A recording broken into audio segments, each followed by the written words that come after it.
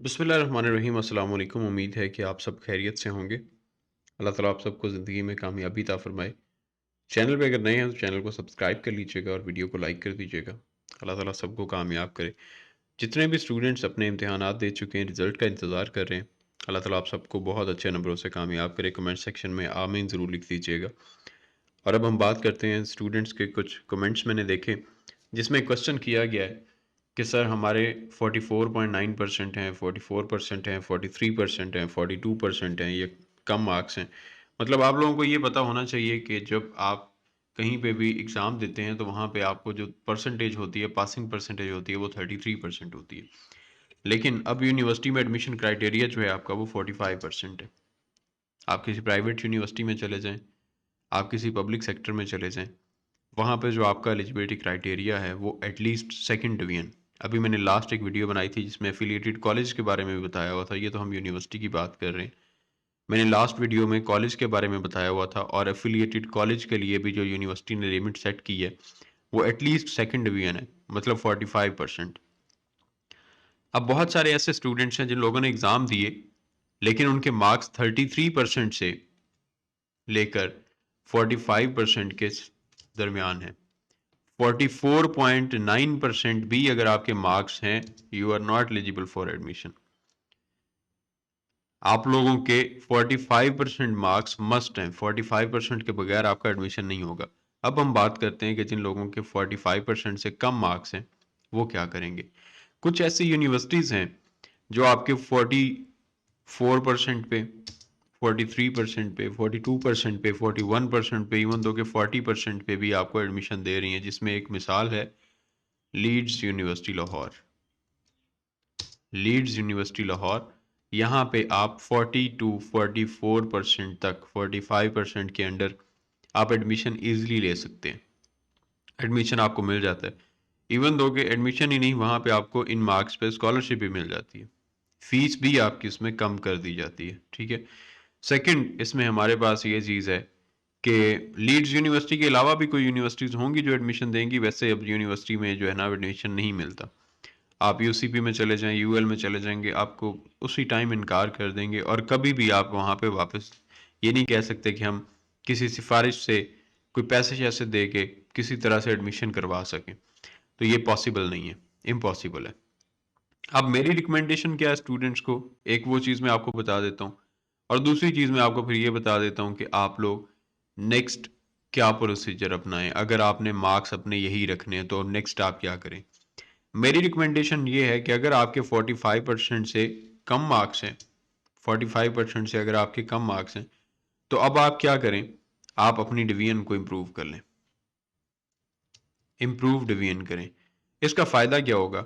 फ़ायदा ये होगा कि एक तो आगे अच्छी यूनिवर्सिटी में आपका एडमिशन हो जाएगा। एडमिशन में भी ऑब्वियसली आप लोगों के लिए ये फ़ायदेमंद साबित होगा अगर आप इस डिवीज़न को इम्प्रूव कर लेते हैं, मार्क्स अपने इम्प्रूव कर लेते हैं। तो पहली बात तो ये है कि एडमिशन किसी अच्छी यूनिवर्सिटी में हो जाएगा जहाँ से आपको ज़रा डिग्री मिल जाएगी, बआसानी मिल जाएगी और उसकी वैल्यू भी होगी, वर्थ भी होगी।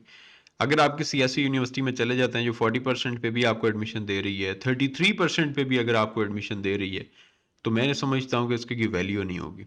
क्योंकि एचईसी का क्राइटेरिया है। मैंने एक दफ़ा कॉल भी की थी एचईसी में और एचईसी की कॉल करके मैंने वहाँ से पता भी किया था कि 45% से कम मार्क्स पे एडमिशन मिल सकता है या नहीं मिल सकता है। एडमिशन लेंगे तो उसके बाद डिग्री मिलेगी या नहीं मिलेगी।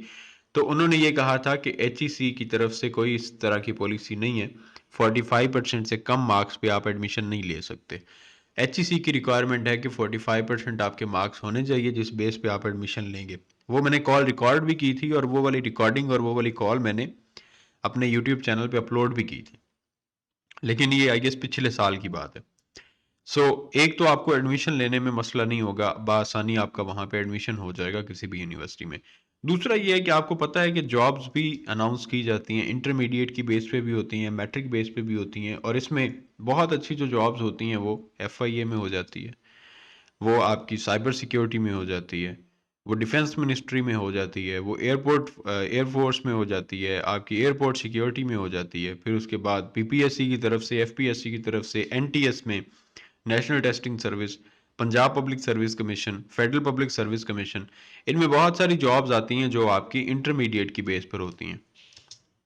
इंटरमीडिएट की बेस पे आप यहाँ पे जॉब्स भी कर सकते हैं। लेकिन उसके लिए भी रिक्वायरमेंट क्या होती है, एटलीस्ट आपके 45% मार्क्स तो लाजमी होने चाहिए। 45% से कम मार्क्स पे आप एडमिशन नहीं ले सकते।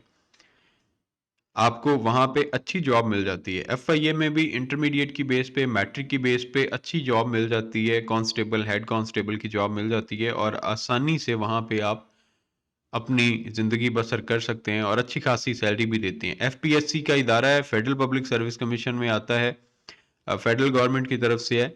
और एक तो फेडरल गवर्नमेंट में वैसे ही सैलरी ज़्यादा होती है, दूसरा ये कि एफआईए में फेडरल गवर्नमेंट के तमाम इदारों से ज़्यादा है सैलरी। तो ये हाईली रिकमेंडेड है मेरी तरफ से कि आप जॉब के लिए और एडमिशन के लिए, दोनों के लिए आपको ज़रूरत होती है। जब आप इंटरमीडिएट करते हैं, मैट्रिक करते हैं, बीए बीएससी करते हैं, एमएससी करते हैं, डिग्री आप लेते हैं, तो दो चीज़ों के लिए ये लेते हैं कि आगे अगर आप पढ़ना है तो अच्छे इदारे में एडमिशन हो जाए और अगर नहीं पढ़ना तो अच्छी जगह पे जॉब हो जाए। तो इन दोनों के लिए मेरी रिकमेंडेशन ये है कि 45% मार्क्स कर लें तो ज़्यादा बेहतर है। अगर आप नहीं करना चाहते 45% मार्क्स, अगर आप नहीं करना चाहते, या अगर आप कहते हैं कि मेरा टाइम वेस्ट हो रहा है, पहले ही मेरा टाइम वेस्ट हो गया है, मेरी एज बढ़ रही है, या मैंने आगे कुछ करना है, एज सुन एज पॉसिबल मैंने अपनी डिग्रीज कंप्लीट करनी है और आपने बीएस में एडमिशन लेना है, तो फिर आपके लिए रिकमेंडेशन नहीं है बल्कि ये आप लोगों के लिए ममानियत है कि बीएस में एडमिशन मत लें। अगर कोई एक यूनिवर्सिटी आपको देती है, किसी भी अच्छी यूनिवर्सिटी में चले जाएं, वो आपको एडमिशन नहीं देगी। अगर किसी थर्ड क्लास यूनिवर्सिटी में जाएंगे तो ऑब्वियसली वहां पे आपको एडमिशन मिलेगा।